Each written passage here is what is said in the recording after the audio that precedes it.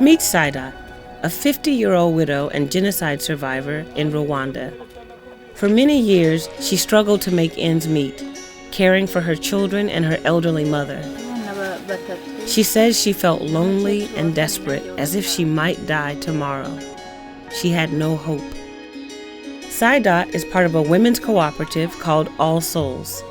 The group recently went through African Road's Vikaba business training. As a result of the training, the group started a pig business together.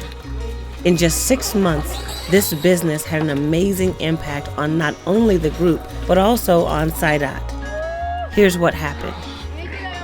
As the pigs started to generate income, they also started generating a lot of pig manure. Pig manure turns out to be a great fertilizer.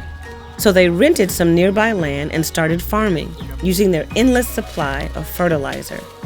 Pretty soon, they had crops to sell. Plus, they were able to grow grasses to feed the pigs, and the cycle continued. As the group saved their earnings, they formed a community bank and started loaning money to individual members. Saidat was a recipient of one of these loans.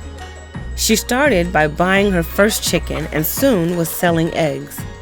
She used those earnings to buy more chickens and then moved on to goats. The goats reproduced, and she sold the offspring to buy a bicycle taxi for her son.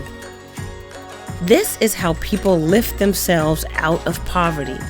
It starts with something small, like a chicken, which then has a compound effect on families and entire communities.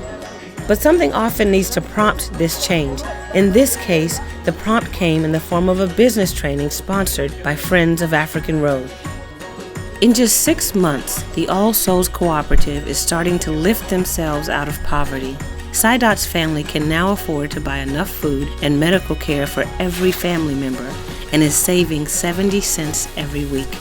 Vikaba training empowered her and others in her group to create a bright, healthy future that will keep on growing.